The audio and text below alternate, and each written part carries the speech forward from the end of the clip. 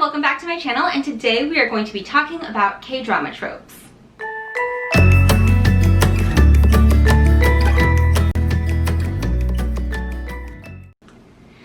So in my last video, an introductory to Korean dramas for beginners, which I will link up here, I very lightly referenced some K-drama tropes and asked if you guys would want a video about that. It seems like a pretty resounding yes. So here's my video with some introductory, basic, foundational Korean drama tropes. The first one that's really huge is disapproving parents. Now this might feel like an Asian stereotype, and it often is, especially when it's done in Western media, but in general in Korean dramas, the idea of a disapproving parent often is tied with the idea that the family has some kind of honor or legacy to hold up. Now this is often done through the idea of chaebols. Now chaebols are pseudo-royalty, like because they are the families that own the biggest conglomerates or are just like really respected in Korea. And in that sense, their heirs or their children are very responsible for keeping up the honor of the family name. Now this probably comes from the idea of Confucianism, which was very huge in Korea in the Joseon period, and the idea of Confucianism brings with it filial piety. And filial piety pretty much touts obedience, loyalty, and honor to one's parents and family, meaning that anything that a child does affect how the parent is seen in society as well as how the family name is seen in society. So if a chaebol heir is dating, say, a poor person whose father is a drunk, then maybe the rich parents would not like that, and they might do all that they can in order to keep those two lovers apart. So this is a huge plot point that is used in a lot of Korean dramas. Some of the biggest ones being Boys Over Flowers, Heirs, and a little bit in The Secret Garden. So if you want to see that trope play out, then check out those amazing dramas. Another Korean drama trope is destined to meet again. This is the idea that two characters have met before, often as children or as young teens, and they are separated somehow, but they are destined to meet again. Now, oftentimes the first time that they meet is very short, maybe like a quick meeting where something very significant happens that both of them remembers. Sometimes it's a whole entire relationship and then they are separated, but destiny brings them back together again as fated lovers.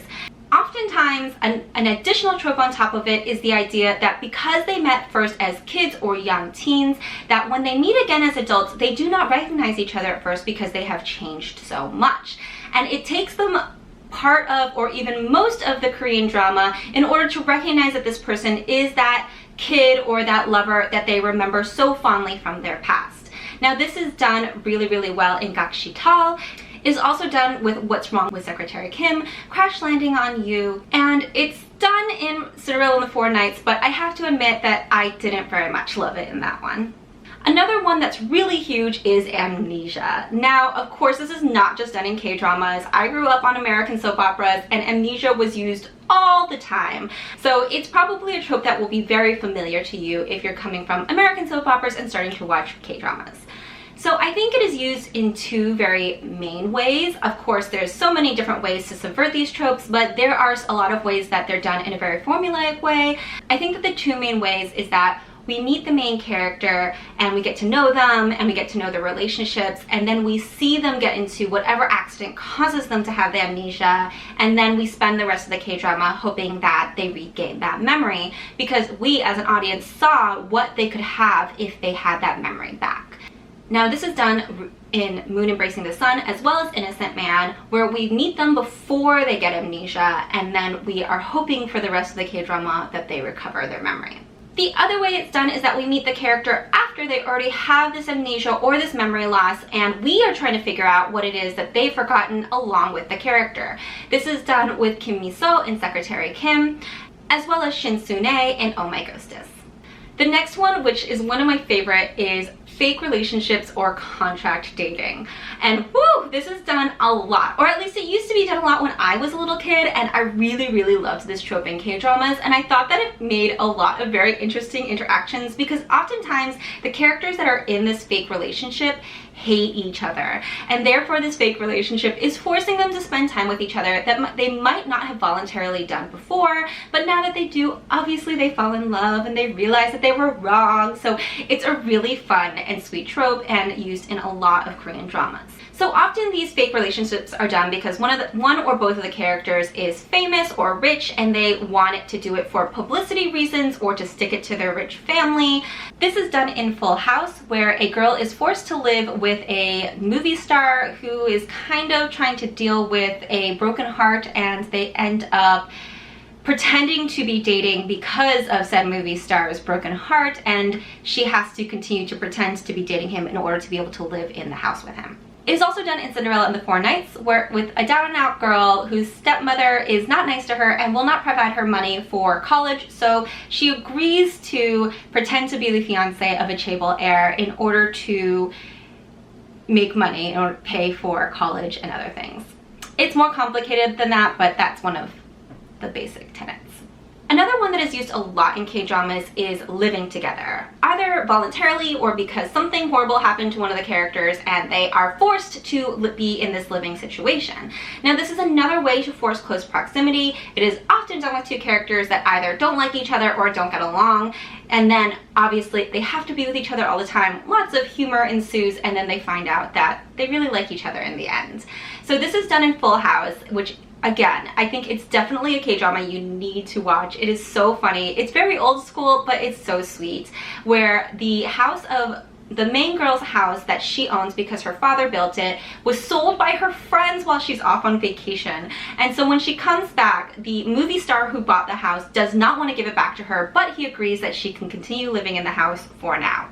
Other ones where this happened is You're Beautiful, Goblin, I Can Hear Your Voice, Romance is a Bonus Book, and Oh My Ghostess.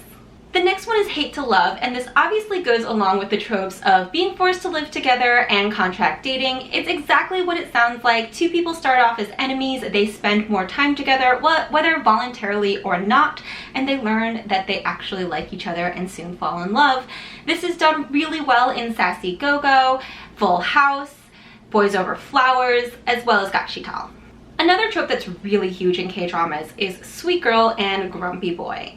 This trope is huge in K-dramas, and it's probably because of what is considered kind of gender norms in Korea and Korean entertainment. See all the very sweet, lovely Korean girl groups in K-pop. And gender binary issues aside, it does give a nice instance of teaching a curmudgeonly character to love with a lovable and sweet, but often awkward girl character. This is done in Full House, Shining Inheritance, Goblin, and Trot Lovers. But there's also dramas that turn the trope on its head, where there's a curmudgeonly girl and then a sweet and lovable boy who teaches her how to love. And I actually kind of like those more oftentimes, and those include I Can Hear Your Voice, Good Doctor, and Flower Boy Next Door. The next one is Friends to Lovers, and this is also exactly what it sounds like. Two people who've been friends for a really long time, probably since childhood, and now they're older, either in high school, college, or adulthood, and they realize that they actually have a crush on each other and like each other, and it just shows how they get from the idea of friendship to the idea of romance. So the dramas where this is done is Answer Me series and Romance is a Bonus Book. The next one is a main character who has fallen from grace, and this is the idea of someone who is either in the public eye because they are a celebrity or they're a chaebol and they've done something pretty bad in order to make it so that the public is against them. They've fallen from grace, so either they have to disappear, and that's what the drama is about, or they have to do something to reinvigorate their image. This is kind of a la Miley Cyrus in the Hannah Montana movie, but it's a really fun trope because it takes someone who is used to being catered to and all the nice things in life and forcing them into a situation where they kind of have to fend for themselves. So it's a little bit of Schadenfreude. I don't know if I said that right, but it's also kind of a coming of age, finding yourself kind of a story. This includes dramas such as Touch Your Heart, Modern Farmer, Trot Lovers, and My Love from Another Star. The final big trope that I want to talk about is hidden identity. So this is the idea that a character obviously cannot show who they truly are, either because if they did, they would get in trouble, or if they did, people would treat them differently. So this often affects the relationships that they create while they are in this fake identity, because the people that they end up being friends with or even falling in love with only know them as this fake identity, and therefore it's very hard for them to come back from that. This is done in dramas like Romance is a Bonus Book, which is actually based on Younger from American television, where a woman has to pretend to be younger in order to get a job in the publishing industry, as well as My Girl, where a girl is hired to be the long-lost granddaughter of a chaebol family, hired by the man who is her fake cousin, but then they fall in love. It's very complicated, but it's a very good K-drama. Who Are You School 2015, where it's kind of a twin swap, which was very fun. Angry Mom, where a mom who looks very young ends up enrolling in her daughter's high school in order to protect her from bullies. And Oh My Ghostess, where the main character is possessed by a ghost who is much more charismatic than her in order to win the man that she loves. Okay, so that's my video about some basics of Korean drama tropes. If you liked it, I would really appreciate a thumbs up or a subscription to this channel. And if you have any comments or questions, then you can put those as a comment down below, or you can tweet at me at @CatShow, and I will see everybody next time. Bye!